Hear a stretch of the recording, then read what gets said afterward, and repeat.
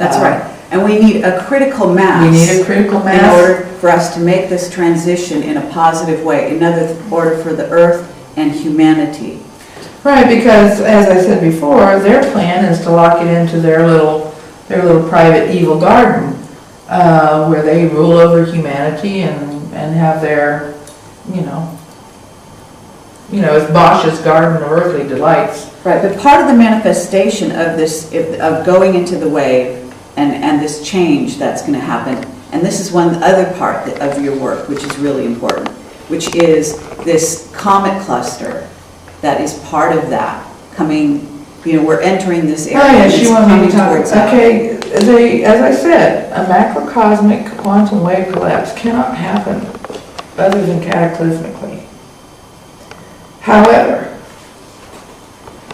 there are possibilities that we have toyed with, that if there is a sufficient amount of conscious energy that supports it, the possibility that the Earth can be spared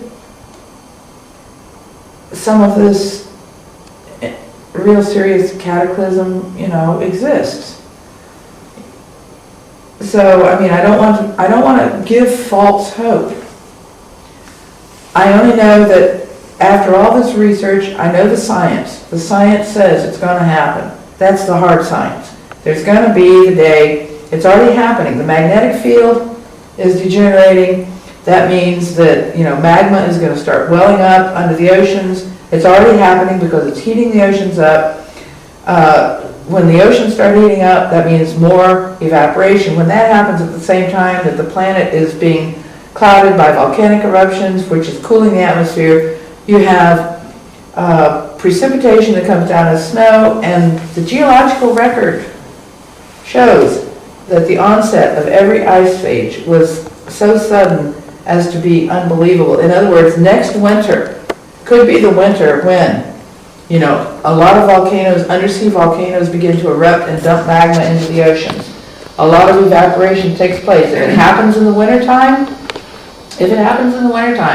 that means that snow can fall in amounts that are beyond your wildest imagining. It's happened. It's geologically a fact. It's happened repeatedly. Can you imagine 9 stories of snow in a single day?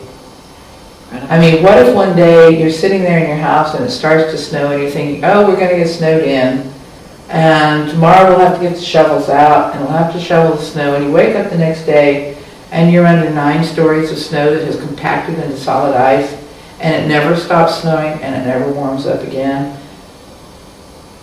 Think about it. That can happen, and it can happen at any time. Okay, but that's the science. I understand, and so, but there's also a comet cluster headed this way. So talk about that. And that can happen. Now, the science shows that there was in the past a giant comet that broke up into pieces, and it terrorized people in the skies. These are the origins of religions. Read Victor Clue and Bill Napier's Cosmic Serpent and Cosmic Winter, and read Firestone. There's a lot of material. But the seas have also talked about it. They were talking about this in the very beginning, before I ever came to these books that talk about this. Now Clue and Napier had written about their Cosmic Serpent and so forth, but they had, kind of in a different way. But those books were not available to me at the time that the seas were talking about it. It's only as I continued to do research that I came upon the fact that there is an enormous amount of scientific validation of what they have insisted is what's going to happen. That there is a cluster of comets in our solar system that cycles around, and it's coming our way, and when it does... mistake Nibiru for this. Yeah, this whole Nibiru Planet X business, that's all distraction, disinformation to distract you from the real science. And the real science is that these things, most of them, many of them, can't be seen until they impact, because they're like carbonaceous bodies, that have had the ice burned off of them, and they hit the atmosphere. And can you imagine having, thousands of Tunguska-like events all over the planet? The Earth is turning, and these things are coming like this, and and they enter the atmosphere and explode. Look at the Carolina Bays. The Carolina Bays, there were bays in Tunguska that resemble the Carolina Bays. they're from overhead explosions of this matter. And they cause this elongated, shallow formation in the ground, from a shock wave hitting the ground. Okay, how many of them are there in America, the Carolina Bays? There's hundreds of thousands of them. And that's the time of the extinction of the megafauna. And there are hundreds of thousands of dinosaur bones, or not dinosaur, but mastodon and mammoth and all of these creatures. And mammoths that were frozen, standing on their feet, solid, because they happened to be there because when this happened, it also caused many volcanic eruptions. And these volcanoes were heating the ocean. The water was evaporating as fast as it could evaporate, and then the clouding of the atmosphere and the explosions and everything were cooling everything down. And then there were these violent storms, very similar to this Day After Tomorrow, or the ultimate storm. This was written about in a book years ago called The Mother of Storms.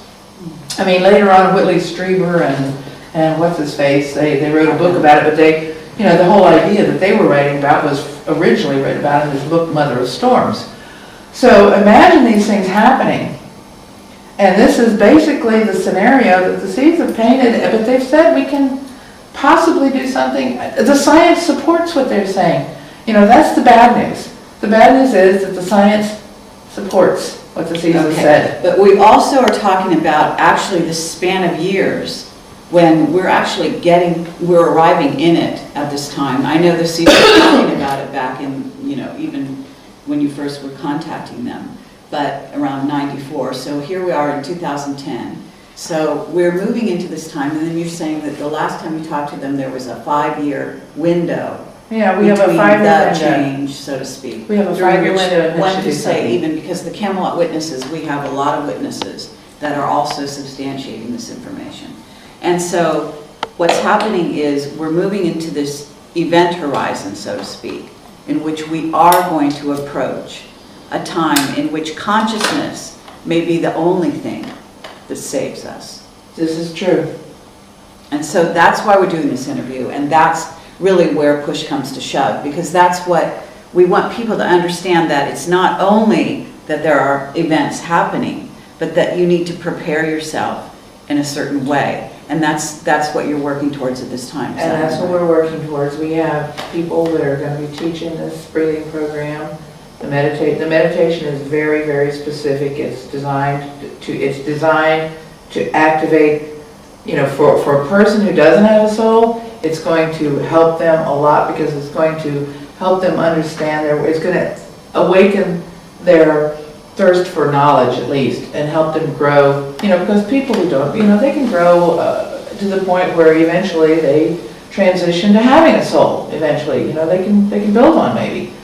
But for people, who have the shamanic bloodline, and there are many shamans in the world today who have not been activated, this will activate the true, and we're not talking ayahuasca or any of that supernatural BS, because a true shaman doesn't need a drug. And the shamanic experiences you have without drugs are so amazing. And so, I've had them. I have read about these people who try the drug way. Nothing they have experienced, nothing they describe even touches what happens with the natural brain chemistry when you're in the shamanic initiation.